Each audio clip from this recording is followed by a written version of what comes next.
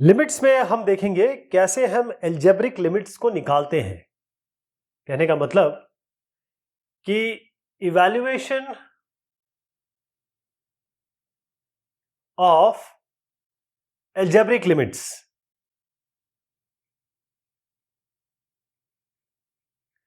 तो इसके अलग अलग तरीके हैं।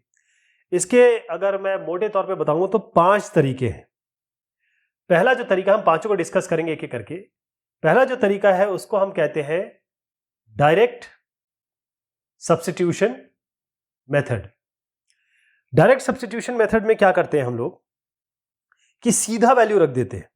यानी अगर आपके पास ऐसा है limit x tends to a और आपके पास ऐसा फंक्शन है fx, तो सीधा हम x जो टेंड्स टू a है उसको हम रख देते हैं। आपको मैं थोड़ा सा याद दिला दूं कि हमारा मसला जो है लिमिट का वो यही है कि जब हमारे पास इंफिनिटी बाय इंफिनिटी आ जाए, या कहें 0 इंटू इंफिनिटी आ जाए, या कहें इंफिनिटी माइनस इंफिनिटी आ जाए, या 0 टू द पावर 0 आ जाए, इंफिनिटी टू द पावर 0 आ जाए, या कहें कि 1 टू द पावर इंफिनिटी आ जाए, ये सारे जो फॉर्म है अल्टीमेटली हम डील कर रहे हैं 0 बाय 0 वाले से, यानी कि डिवीजन बाय 0। यही हमारी समस्या है और इसी के लिए लिमिट, अगर लिमिट नहीं है या फिर कहें जो फंक्शन है वो कॉन्टिन्यूस नहीं है, जैसे कॉन्टिन्यूस फंक्शन है, अगर कॉन्टिन्यूस नहीं है जैसे मान लीजिए इस तरीके से है ये, तो ये जहाँ यहाँ ब्रेक है ना, यहीं पे लिमिट की बात होती है। फिर हम इससे कॉन्टिन्यूटी और डिफरेंशिएबिलिटी की बात करते हैं। तो मैं बात कर रहा था डायरेक्ट सब्स्टिट्यूशन मेथड की। तो ये जो डायरेक्ट सब्स्टिट्यूशन मेथड है इसमें हम डायरेक्ट रखते हैं। कहने का मतलब कि अगर आपके पास, जैसे एग्जांपल दे देता हूं आपको, मान लीजिए आपके पास है लिमिट x टेंड्स टू 2 और ये आपको दिया है x² - 4 / x + 3। अब आप देखिए अगर मैं x इसमें 2 रख दूं तो क्या फर्क पड़ेगा? कुछ नहीं, x की जगह सीधा 2 रख दीजिए, ये होगा 2 2 4, मतलब 2² 4 - 4 / 2 + 3, तो यानी कि 0 बाय जो भी आया 5, 0 आ गया। तो 0 तो बिल्कुल वैलिड नंबर है, हमें तो प्रॉब्लम बाय 0 से होती है। जो इनफाइनाइट आ जाए, जो इनफाइनाइट नंबर, जो ऐसा नंबर जो गिना नहीं जा सकता, तो यहां बिल्कुल ठीक है। इस तरीके की पहला तरीका है कि आप सीधा रख दीजिए, ये डायरेक्ट सब्स्टिट्यूशन मेथड हो गया। दूसरा मेथड जो है वो है फैक्टराइजेशन मेथड। क्या है? Factorisation method. फैक्टराइजेशन मेथड में हम लोग क्या करते हैं कि हम फैक्टर बनाते हैं और उस फैक्टर को लेके हम सॉल्व करने की कोशिश करते हैं। जैसे अगर आपके पास एक फंक्शन मैं यहां पर लिखता हूं, जैसे limit x tends to a और fx बाय gx, यह दो फंक्शन है ऊपर नीचे, और limit x tends to a है, और ये अगर हम इसमें वैल्यू रख दें a की तो ये 0 बाय 0 हो जाएगा। लेकिन x माइनस a इसका और इसका फैक्टर है, या ये कहें कि दोनों में कुछ कॉमन फैक्टर है, तब हम इसको फैक्टराइजेशन से करेंगे। कुछ कॉमन अगर इसमें से निकलता है और कैंसिल हो जाए और बाकी जो बचता है वो हम आराम से कंप्यूट कर सके, उस तरीके से इसको कर सकते हैं। इसमें इंपॉर्टेंट बात यह है कि कुछ फॉर्मूले यूज होंगे इसमें, जैसे a² - b², ये होता है a - b a + b, ये ध्यान रखने की बात है, a + b। ऐसी आपके पास है a³ - b³, ये होता है a - b, और a² + ab + b²। ऐसे और भी फॉर्मूले हैं, जैसे a³ + b³, ये आपका हो गया a + b,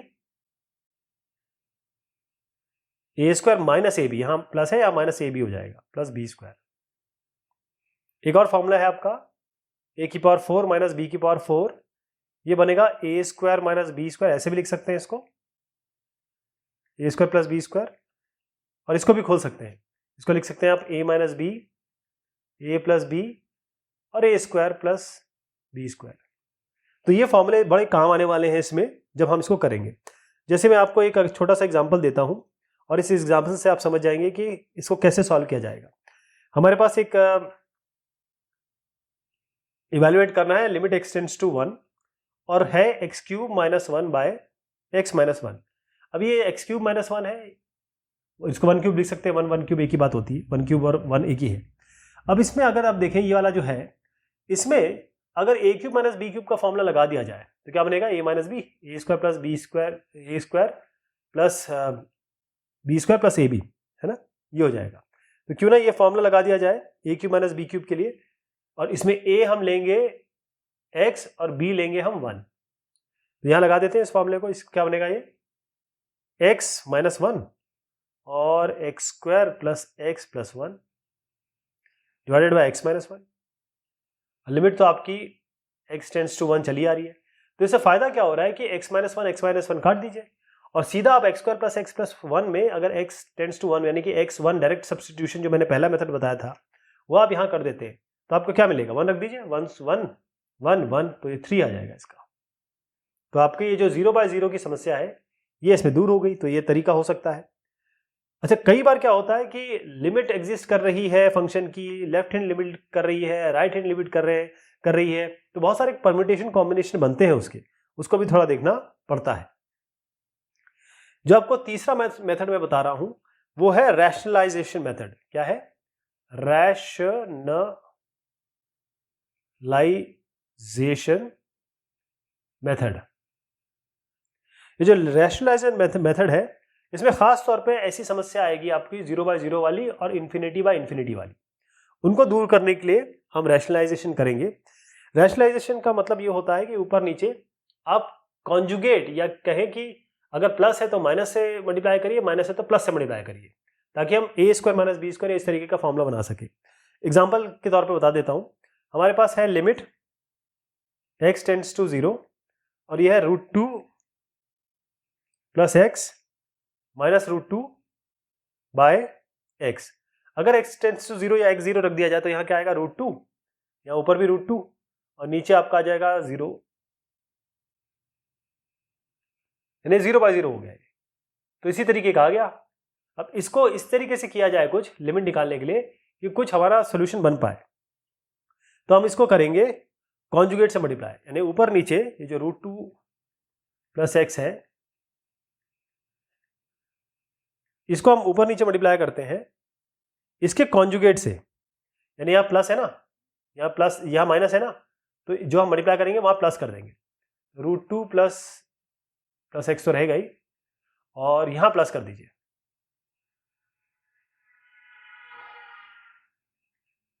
राइट, अब देखिए ये a है, ये b है, ये a है, b है, a प्लस बी और a माइनस बी दिख रहा है, तो ये जगह a square minus B square, यानी √2 प्लस एक्स इसका होल स्क्वायर माइनस √2 का whole square, A square minus B square हो गया। और नीचे तो खैर ये आ जाएगा x √2 प्लस एक्स और प्लस √2। ये ए स्क्वायर माइनस बी स्क्वायर को खोल देते हैं तो ये 2 प्लस एक्स और माइनस 2 बनेगा, और नीचे आपका ये रहेगा, नीचे नहीं लिख रहा हूं मैं, ये रहेगा। तो आप देखिए यहाँ पर तो ये कैंसिल हो गया, ये x आ गया, और नीचे क्या बन रहा है, ये x है ना, तो x √2 प्लस एक्स प्लस √2, तो x x कैंसिल हो गया। अब यहाँ पर अगर आप 0 रखते हैं तो क्या बनेगा, 1 बाय, यहाँ पर 0 रखिए आप, तो √2 प्लस √2 यानी कि 1/2 √2। तो ये वाली चीजें हमने हटा दी। थर्ड मेथड मैंने आपको बताया, ये था रैशनलाइजेशन मेथड। अब जो चौथा मेथड है वो मेथड है, इसको कहते हैं evaluation of algebraic limit by using some standard limits. तो हम कुछ स्टैंडर्ड लिमिट यूज करेंगे और फिर निकालेंगे यूजिंग स्टैंडर्ड लिमिट्स। जैसे अगर आपको मैं एग्जांपल दूं कि एक थ्योरम है, थ्योरम कहता है, इसको हम प्रूव नहीं करेंगे लेकिन बता देता हूं, x की पावर n माइनस a की power n by x minus a, ये होता है n a की पावर n माइनस 1, और लिमिट इसकी अगर हम लगाएं x टेंड्स टू a। कहने का मतलब क्या हुआ कि जब हम इस x की पावर n और a की पावर n, इसमें क्या होगा, a की पावर n बाहर ले लेंगे तो बचेगा x की पावर n बाय a की पावर n, और x की पावर n बाय a की पावर n यानी कि 1 प्लस h बाय a या 1 प्लस n बाय a, इसको हम खोलेंगे तो कैंसिलेशन हो जाएगा, x माइनस a कॉमन आएगा, उसको कैंसिलेशन हो जाएगा, और फिर हमको जो चीज मिलेगी वो केवल n a की पावर n माइनस 1 मिलेगी। तो आपको इसके प्रूफ में नहीं जाना है, आपको बस ये समझना है कि n a की पावर n माइनस 1।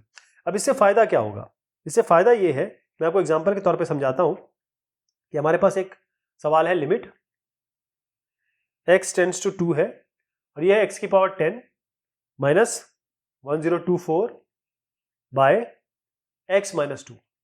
अब आप देखेंगे कि अगर इस 1024 को देखा जाए तो ये 2 की पावर 10 है, यानी ये 2 की पावर 10 है, और x माइनस 2 आ गया, तो यही आ गया ना x की पावर n, a की पावर n, ये x और ये a, और n क्या हो गया इसमें 10 हो गया।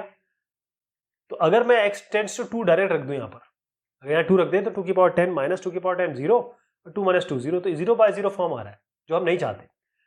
तो अगर इसको निकालने का तरीका हम n a की पावर n माइनस 1 फॉर्मूला रख दें, n क्या है 10, a क्या है इसमें, ये मैं बता रहा हूँ x, ये a, तो 2 की power n minus 1, n minus 1 10 है ये, तो 10 माइनस 1 यानी कि 9, तो 10 इंटू 2 की पावर 9, ये क्या बनेगा आपका, ये बनेगा 5120। तो इस तरीके से आप जो स्टैंडर्ड लिमिट्स हैं, कुछ ऐसे हमारे पास अलजेब्रिक लिमिट्स हैं, इसमें कुछ स्टैंडर्ड लिमिट्स हैं, उसका भी हम उपयोग डायरेक्टली कर सकते हैं। एक पांचवा तरीका बता रहा हूं आपको, पांचवा जो तरीका वो है कि evaluation of algebraic limits at infinity. तो एट इंफिनिटी इसका मतलब क्या हुआ, मैं आपको दो वैल्यूज बताता हूं, यानी फंक्शंस बताता हूं। एक आपका फंक्शन है fx, वो है 1/x, और एक आपका फंक्शन है gx, वो है 1/x²।